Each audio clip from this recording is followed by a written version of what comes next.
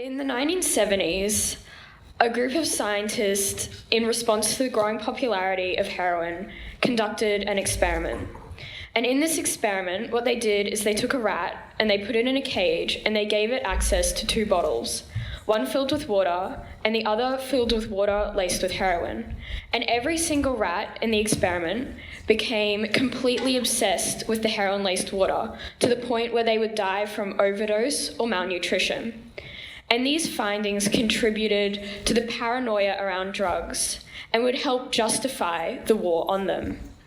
But then there was another scientist called Bruce Alexander who thought, well, if you put a rat in a tiny cage alone, of course it's going to become addicted to the heroin water. It has literally nothing else to do.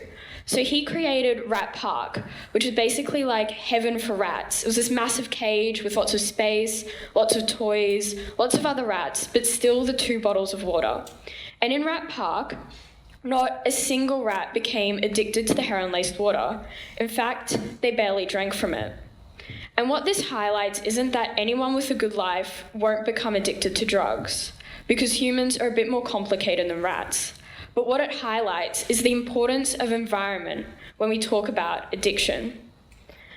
And what the problem we face today is that all of our current drug policies are tailored around rat number one and the fear that drugs are addictive and they kill us and therefore we just need to get rid of them.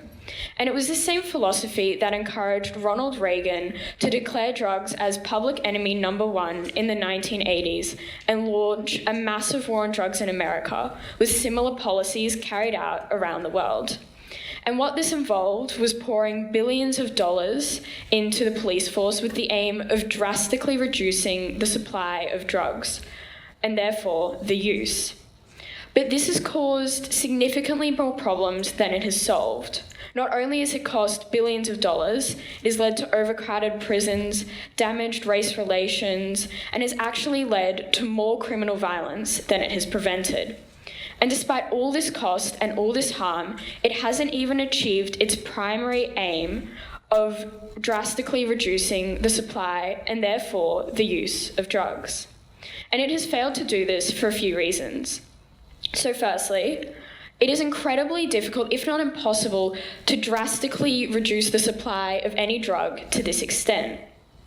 They tried to do so in the US with crystal meth. So firstly, they tightly regulated the factories which produced the chemicals used in the drug. This sent production underground, so it became more like Breaking Bad style in houses and in people's caravans. And then when the police cracked down on these suppliers, people started sourcing the drug from places like Mexico, which, as you know, is problematic for a whole other array of reasons. But even if you did manage to drastically reduce the supply of a drug, there's still problems because of two major aspects of the drug market. Firstly, there will always be demand for drugs if your only focus is on supply. And secondly, the drug market is not price sensitive. People, especially addicts, will pay basically any price for drugs. And so what this means is that if supply goes down but demand remains constant, then the price just goes up. And if people continue paying this price, then we're just giving drug dealers a lot of money. And the other reason that the war on drugs has failed is because simply the idea of putting a user or an addict in prison is deeply flawed. If you take a young, impressionable person or a desperate addict and you put them in prison, you're putting them in a place where they're surrounded by other users, drug dealers, and inevitably just a lot of drugs. And then when you take them out of prison, we label them a criminal, so that they're likely going to lose relationships with their friends and their family, and they'll really struggle to get a job. And all of this leads to things such as crime, homelessness, and probably drugs again, which just restarts this vicious cycle.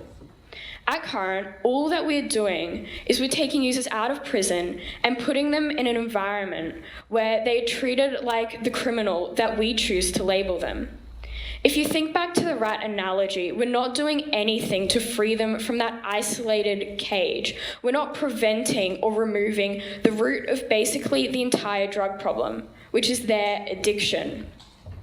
So what is the solution then? As per usual, it was Switzerland in the 1980s who refused to declare war, and instead, they came up with the best solution that we have seen so far. They were suffering from a massive heroin epidemic, which was contributing to the spread of HIV, AIDS, and hepatitis. To counter the problem, they set up the world's first heroin maintenance centre, which was an injecting room where heroin addicts could go to use heroin freely, easily, and legally. In these rooms, they were provided with clean needles, good quality heroin, counselling, medical attention, showers, and beds. And what this meant is that not only were these rooms cheaper than a war on drugs, but actually more successful, because addicts didn't die of overdoses, didn't contract diseases, were able to seek help to actually stop their addictions, and were actually better able to get jobs because they weren't spending time or money financing their addictions. It seems really counterintuitive that allowing people to freely use drugs would actually lead to less drug use, but it really works. And so Frankfurt in Germany also adopted this scheme, and before they did, there were over 1,000 heroin addicts living in its Central Park, and the business district had basically turned into an open drug scene with crime at an all-time high. And by creating injecting rooms, what they did is they basically took drugs off the streets. This meant that there was less drug-related crime, less homeless addicts, and therefore the business district became more profitable, and the city became a safe tourist destination again. As a whole, the city of Frankfurt was able to move forward and become more prosperous. So to make this issue more relevant to modern-day Australia, we can look to the so-called ice epidemic, which is particularly relevant as some of the highest concentrations of ice users are found in North Brisbane.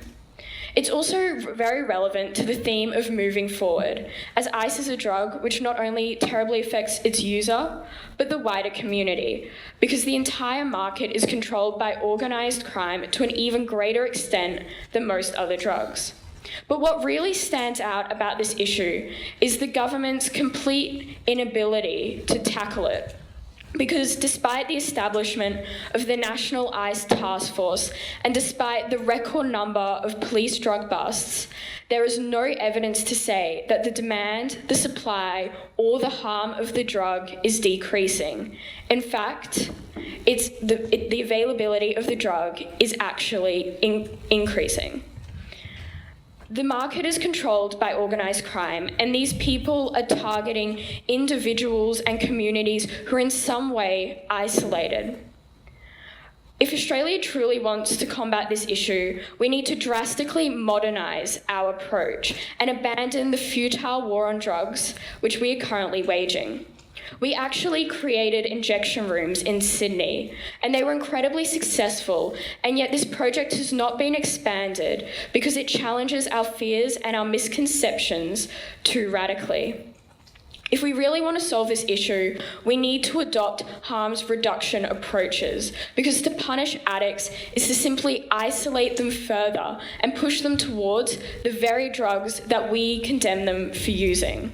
We need to change the way we treat addicts. We need to remove those isolated cages rather than reinforce them, because that is where the problem starts. Thank you.